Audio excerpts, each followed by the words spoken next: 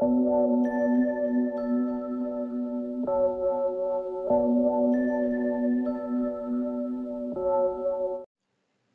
बात करते हैं क्लास 12th के डॉक्टर हरस्वरूप शर्मा की बुक से चैप्टर नंबर 3 की आव्यूह। इसमें हम बात करेंगे प्रश्नावली 3V के इंट्रोडक्शन के बारे में। 3A हम कर चुके हैं, अब हम बात करते हैं 3V के बारे में। यहाँ पे हमें आज देखना है कि दो आव्यूहों का योग। तो देखते हैं।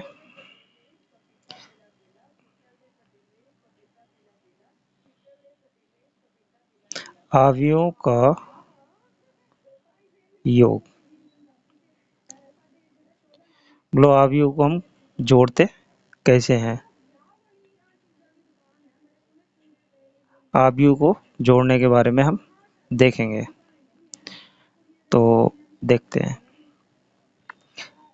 मान लेते हैं कि एक आव्यूह ये है 2 4 6 3 और दूसरा आव्यूह आपका है 4 3 5 1। अब इन दोनों आव्यूह को हमें जोड़ना है, तो दो आव्यूह को जोड़ने के लिए हमें कुछ बातों का ध्यान रखना है। कौन से दो आव्यूह आपस में जोड़े जा सकते हैं उनके बारे में बात करते हैं। तो पहला जो नियम है, इसका रूल है जो, वो क्या है कि दोनों आव्यूह, जिन दो आव्यूहों को हम जोड़ रहे हैं वो दोनों आव्यूह हमारे क्या होने चाहिए, समान कोटि के।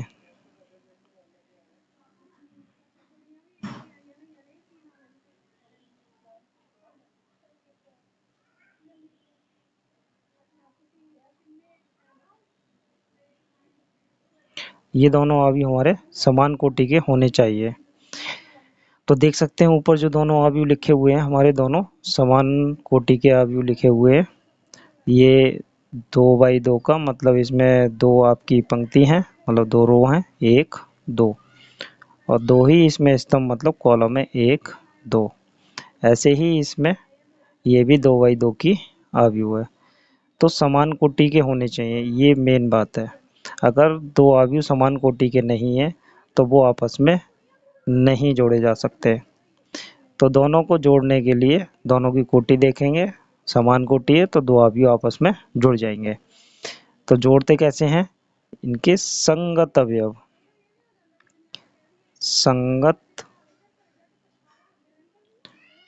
संगत अवयव आपस में जोड़ दिए जाते हैं। जो संगत अवयव होते हैं, संगत अवयव कौन से होते हैं, सेम लोकेशन पे लिखे अवयव। सेम लोकेशन जैसे ये A11 पे है, ये भी A11 पे, तो ये दोनों आपस में ऐड हो जाएंगे। ये वाला अवयव इस वाले अवयव से ऐड हो जाएगा, तो कितना हो गया 2 + 4, 2 + 4। ऐसे ही ये वाला अवयव इस वाले से ऐड हो जाएगा, कितना हो जाएगा 4 + 3। फिर ये 6 5 से ऐड हो जाएगा, 6 + 5 3, 1 से ऐड हो जाएगा 3 + 1। तो ये ऐड होने के बाद में इनको हम जोड़ के लिख देंगे। कितना हो गया ये 2 + 4 6, 4 + 3 7, 6 + 5 11, 3 और 1 4। तो ये आपकी दो आव्यूहों का जोड़ हो गया। बस हमें ये ध्यान रखना है दोनों आव्यूह की कोटि समान होनी चाहिए और उनके संगत अवयव आपस में जोड़ दिए जाते हैं। अगर दो आव्यूह की कोटि समान नहीं होगी तो दिक्कत आएगी, उन दोनों को हम नहीं जोड़ सकते हैं। जैसे और एग्जाम्पल लेते हैं, NCERT बुक का एक उदाहरण करते हैं। तो A बराबर दिया हुआ है √3 1 माइनस 1 2 3 0 और b बराबर दिया हुआ है 2√5 1 माइनस 2 3 1/2 और इसमें कहते हैं कि a प्लस b ज्ञात करें। तो निकालते हैं a प्लस बी कैसे आएगा, ज्ञात करते हैं a प्लस बी को। तो a प्लस बी निकालते हैं तो दोनों अवयवों को हम पहले क्या लिखेंगे, a plus B, a plus B लिख लिया। अब दोनों अवयवों को हम यहाँ पे नोट कर लेते हैं। √3 1 माइनस 1 2 3 0 प्लस 2√5 1 माइनस 2 3 1/2 और अब हम इनको जोड़ते हैं। जैसा हमने ऊपर सीखा कि संगत अवयव आपस में जोड़ दिए जाते हैं, तो संगत अवयवों को आपस में जोड़ देते हैं। कितना हो जाएगा, √3 plus 2 √3 plus 2 1 plus √5 1 plus √5 minus 1 plus 1 minus 1 plus 1 2 plus minus 1 minus 2 sorry 3 plus 3 3 plus 3 0 plus 1/2 0 plus 1/2। अब इसको हम लिखते हैं, कितना हो गया ये सॉल्व करके। आपका रूट वाले नंबर में कोई भी विदाउट रूट वाला नंबर नहीं जोड़ सकते। तो हमारा आंसर क्या आने वाला है, 2 प्लस √3, आगे पीछे लिख लो कोई परेशानी नहीं है। ये 1 प्लस √5 और अगला minus 1 plus 1 0 plus minus minus हो गया तो 2 और 2 0 और 3 और 3 6 और 0 प्लस 1/2 1/2। तो ये हो गया आपका आंसर। ये एनसीईआरटी का पहला उदाहरण था दो अवयवों को आपस में जोड़ने का। इसी तरीके से हम प्लस करते हैं तो इसी तरीके से हम माइनस करते हैं। चलिए देखते हैं माइनस वाले एक क्वेश्चन करते हैं। चलिए माइनस वाला करते हैं। ए बराबर दिया हुआ है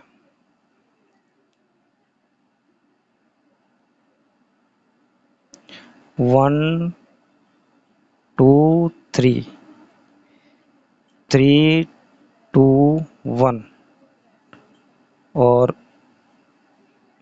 बी बराबर दिया है 5 6 7 1 2 3। अब क्या करना है हमें, a माइनस बी ज्ञात करना है हमें। a माइनस बी को निकालते हैं तो वही प्रोसेस, a माइनस बी बराबर, दोनों अवयव को नोट कर लेते हैं 1 2 3 3 2 1 माइनस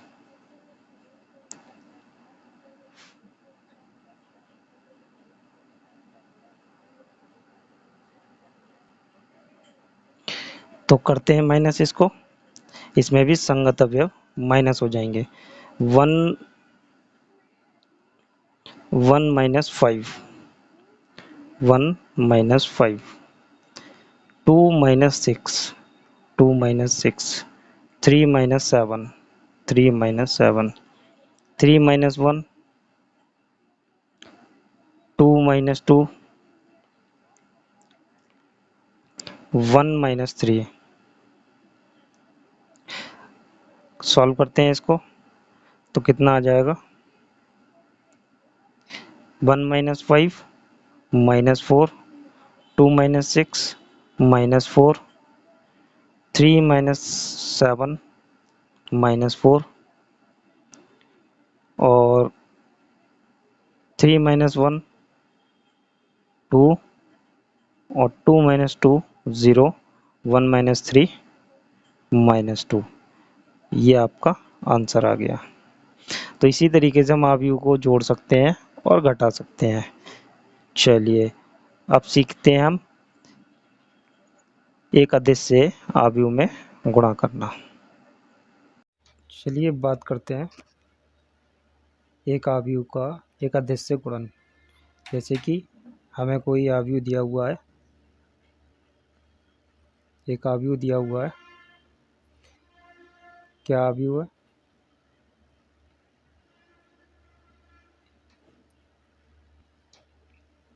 ए बराबर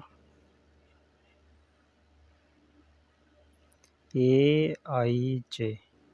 इस तरीके से हम आव्यूह दिखा सकते हैं। इसमें आप कितनी भी कोटि का आव्यूह बना सकते हैं। ये आव्यूह है। इस आव्यूह में हम एक अदिश से गुणा करेंगे, जिसे हम के कह देंगे।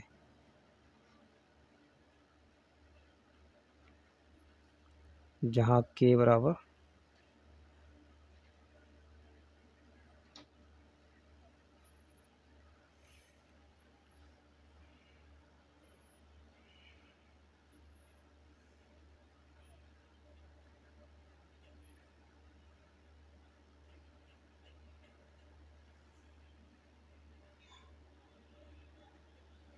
अदिश है।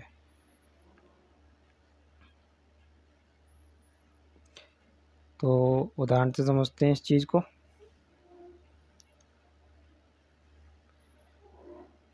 जैसे हमारे पास एक आव्यूह है ए बराबर 3 5 4 2। अब हमें क्या करना है, हमें किसी भी नंबर से हमें इसमें गुणा करनी है। जैसे हमें 3a का मान ज्ञात करना है।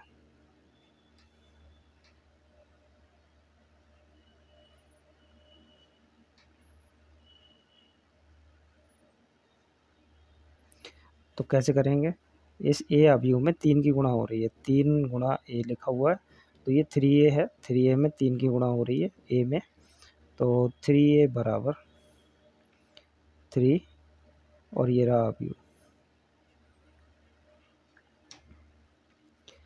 अब हम क्या करेंगे, कैसे गुणा करते हैं, ये बाहर लिखे 3 से हम अंदर आव्यूह के प्रत्येक अवयव से इसकी गुणा कर देंगे। 3 तियाँ 9, 3 पंजे 15 और 3 चौक 12 और 3 दूनी 6।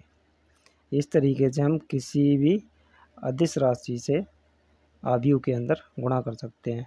जब भी हम किसी भी अदिश राशि से आव्यूह के अंदर गुणा करेंगे, तो आव्यूह के अंदर जितने भी अवयव होंगे सभी अवयव से उसकी गुणा हो जाती है।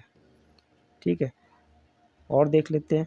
जैसे अगर हमें निकालना हो 5a, तो 5 से गुणा करेंगे इसमें, तो 5 गुणा ये वाला आव्यूह ले लेते हैं, 3 5 4 2। तो कैसे निकालेंगे, 5 तियाँ 15, 5 25, 5 चौक 20, 5 दूनी 10। ये दोनों ऐसे इस तरीके से हम निकाल सकते हैं। ये हो गया आव्यूह में अदिश से गुणा करना। चलिए बात करते हैं अब आव्यूह के योग के गुणधर्म के बारे में। तो 2 गुणधर्म है, इन्हें देखते हैं। पहला है क्रम विनिमय, मतलब एक आव्यूह ए है और दूसरा आव्यूह बी है, दोनों को जोड़ेंगे और दूसरे साइड में पहले बी आव्यूह फिर ए आव्यूह। ये क्रम विनिमय का नियम है। इस नियम में क्या है, इस नियम में ये बताना चाहते हैं कि ए को बी में जोड़ो या बी को ए में जोड़ो, दोनों की वैल्यू सेम होगी, कोई फ़र्क नहीं पड़ेगा कि हम पहले ए रख लें फिर बाद में बी आव्यूह रखें, या बी आव्यूह पहले रखें और ए आव्यूह बाद में रखें और दोनों को जोड़ें, उससे कोई फर्क नहीं पड़ता, दोनों के आंसर सेम आते हैं। ऐसे ही सहचर नियम में क्या होता है, सहचर नियम में पहले हम ए प्लस बी को जोड़ लें और फिर बाद में इसमें सी जोड़ दें, फिर पहले हम बी प्लस सी को जोड़ लें, बाद में उसमें ए जोड़ दें, फिर भी कोई फर्क नहीं पड़ने का, दोनों के आंसर सेम ही आने वाले हैं। कोई सी आव्यूह किसी भी आव्यूह में जोड़ सकते हैं। चलिए चलते हैं आगे। अब सीखते हैं आव्यूह की गुणा करना, मतलब आव्यूह के गुणन का नियम। आव्यूह की गुणा करना सीखते हैं। तो दो आव्यूह की गुणा कैसे होती है उसके से पहले हम उसका नियम जान लेते हैं। तो मान लेते हैं कि जो पहली आव्यूह है,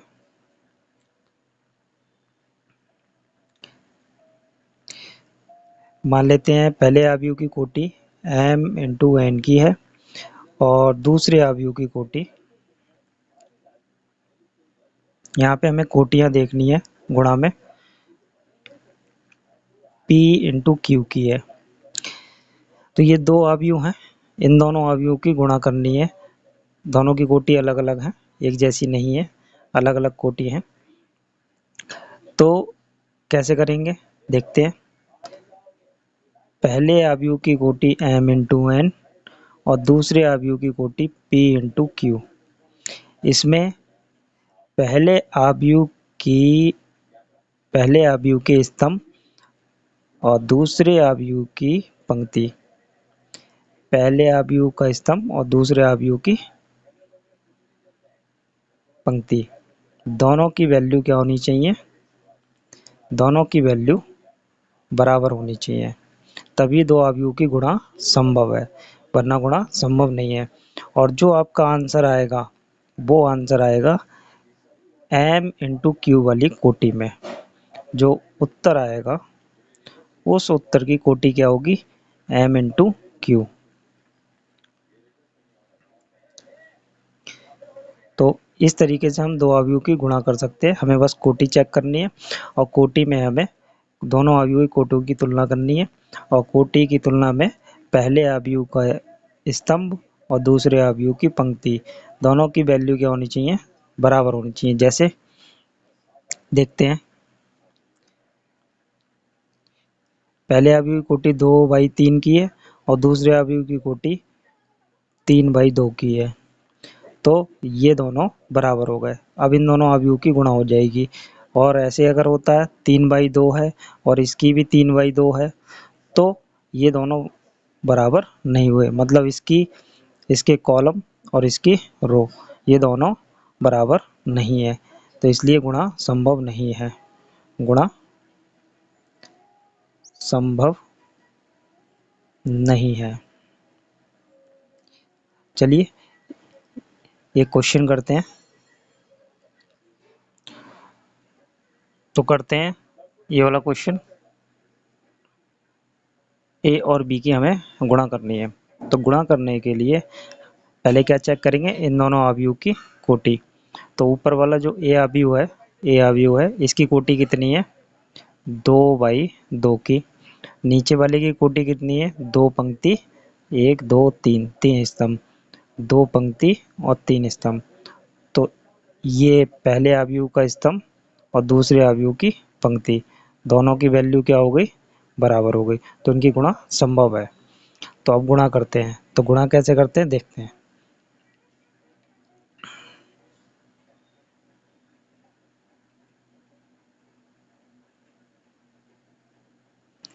6 9 2 3 और 2 6 0 7 9 8। अब इन दोनों की गुणा करेंगे और जो आंसर आएगा वो आंसर कितना आएगा बताया था, ये पहले आव्यूह की पंक्ति और दूसरे आव्यूह का स्तंभ, ये आपका आंसर बनेगा। आंसर की कोटि क्या होगी, 2/3 की। तो 2/3 की कोटि बनेगी तो 2/3 का हम एक आव्यूह बना सकते हैं अपने पास से, जिसमें 2 पंक्ति हों और 3 स्तंभ हो, 2 रो और 3 कॉलम हो। तो A11, A12, A13 3 कॉलम हो गए। अब दूसरी रो बनाएंगे 21, 22, 23। तो ये आंसर, इस कोटि का आंसर आएगा 2/3 का। 2 रो हो गई और 3 कॉलम हो गए। तो हम गुणा करते हैं, इन दोनों अवयव की हम गुणा कर रहे हैं।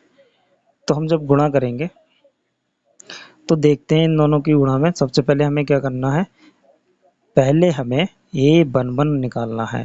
मतलब ये हो गई आपकी पहला अवयव, ये हो गया आपका दूसरा अवयव। पहले अवयव की आपको ये पहले नंबर पे होती पंक्ति और दूसरे नंबर पे स्तंभ।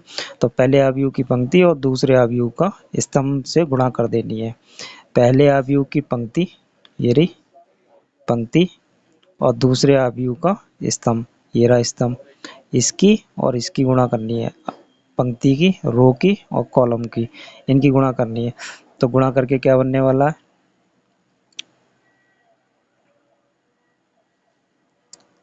देखते हैं।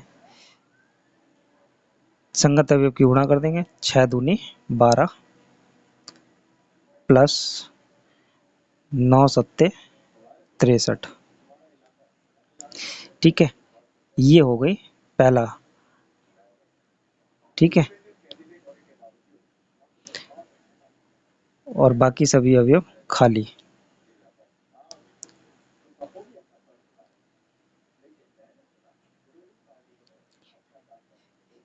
मतलब अगर हम देखें तो पहली रो की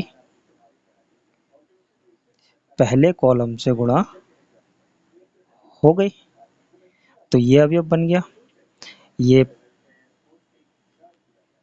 आ, पहली रो और ये पहला कॉलम। तो ये A11 का आ गया, A11 ये आ गया। अब क्या करना है, हमें A12 निकालना है। तो A12 निकालेंगे। A12 निकालने के लिए हमें क्या करना है,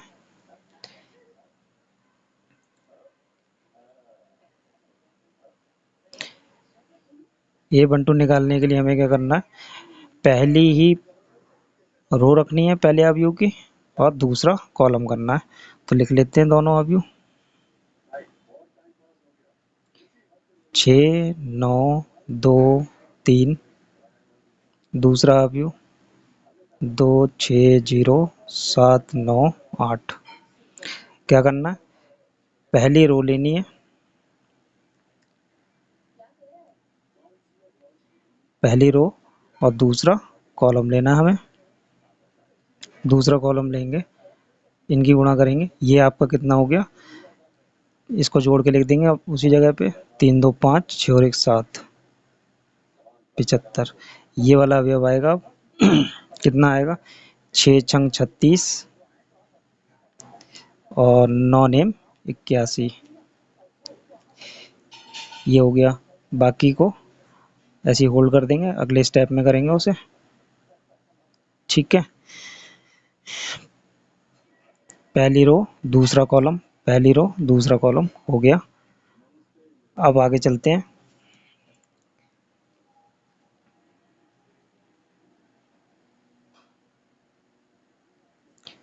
6, 9, 2, 3।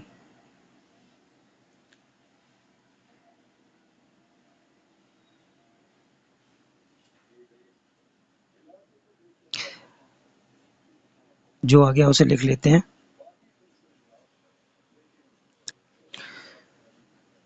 ये 75 है, इसको ऐड कर लेते हैं, 6 और 1, 7, 8 और 3, 11।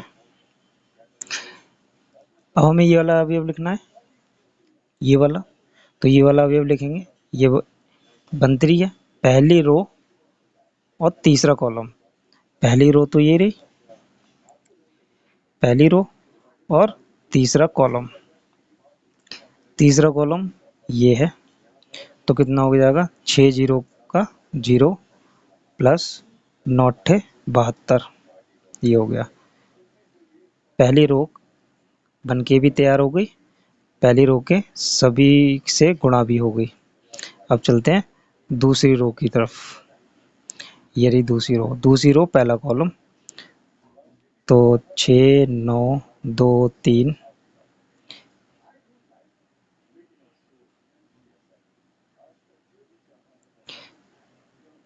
तो क्या करना है, दूसरी रो पहला कॉलम, ये रही दूसरी रो आपकी, और पहला कॉलम वापस वहीं पे आ जाएंगे।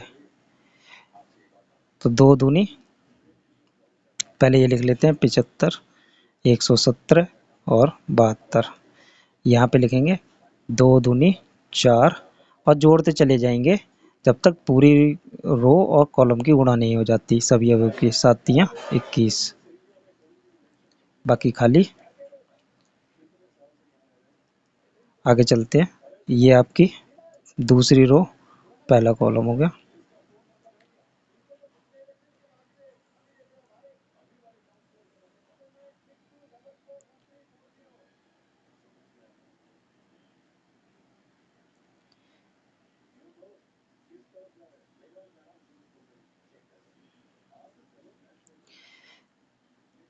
इसकी करते हैं, ये क्या है 2 2, मतलब अब क्या करना है, पहले कॉलम से तो गुणा हो गई दूसरी रो की, अब दूसरे कॉलम से गुणा करनी है। तो 2 छंग, पहले ये वाला लिख लेते हैं,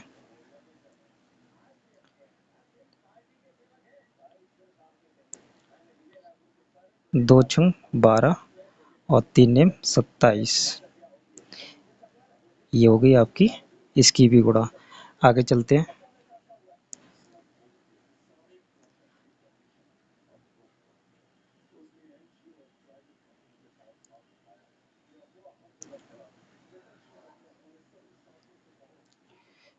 अब क्या करना है हमें,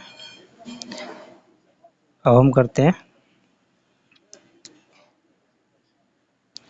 ये हो गए आपके 7 और 2 9 और 3। अब दूसरी रो और दूसरे कॉलम से तो गुणा हो गई, अब हमें करना दूसरी रो तीसरे कॉलम से गुणा। दूसरी रो सॉरी, ये रही दूसरी रो और तीसरे कॉलम से गुणा। 2 जीरो का 0 प्लस 8 तियां 24, ये हो गया आपका। तो आपका जो a इंटू बी है वो कितना आ गया, 75, 117, 72, 25, 39, 24। ये हो गई दो अवयवों की गुणा। फाइनली हम नीचे लिख देंगे, इसको लिखा हुआ है, और यह दोनों अवयवों की क्या हो गई, गुणा हो गई। चलिए बात करते हैं अब अवयवों के गुणन के गुणधर्म। तो पहला नियम है सहचर्य का नियम। तो सहचर्य के नियम में कुछ नहीं है, ए और बी की गुणा करके अगर हम सी की उसमें गुणा कर दें, सी अवयव की, और या फिर हम ये करें कि पहले हम बी और सी की गुणा कर ले, बाद में हम ए की गुणा कर दें, तो दोनों के आंसर बराबर आएंगे। कैसे भी कर लें, ये सहचर्य नियम है। पहले आप ए बी कर लीजिए, ए बी की गुणा, फिर सी की कर दीजिए, या फिर ऐसा कर लीजिए बी सी की गुणा कर लीजिए, उसमें ए की कर दीजिए, तो दोनों के आंसर क्या आ जाएंगे, बराबर होंगे। फिर बात करते हैं वितरण नियम। वितरण नियम में पहला है ए बी प्लस सी लिखा हुआ है, मतलब अंदर दो अवयवों को जोड़ना है और बाहर एक ही गुणा है। तो हम ऐसे भी इसको भी कर सकते हैं कि पहले दो अवयव जोड़ लें, बाद में हम एक ही गुणा कर दें, वरना ये भी कर सकते हैं कि ए और बी की गुणा कर दीजिए और जोड़ दीजिए ए और सी की गुणा को, ए और सी की गुणा कर लो और ए बी की गुणा कर लो, दोनों को जोड़ दो तब भी आंसर आ जाएगा। दूसरा क्या है कि ए प्लस बी कर लीजिए और सी की गुणा कर दीजिए, तो ये कर लीजिए पहले, या फिर ऐसा कर लीजिए ए और सी की गुणा कर दीजिए और बी और सी की गुणा कर दीजिए और दोनों को जोड़ लो और दोनों के आंसर आ जाएंगे। ये आपका इंट्रोडक्शन पूरा हुआ।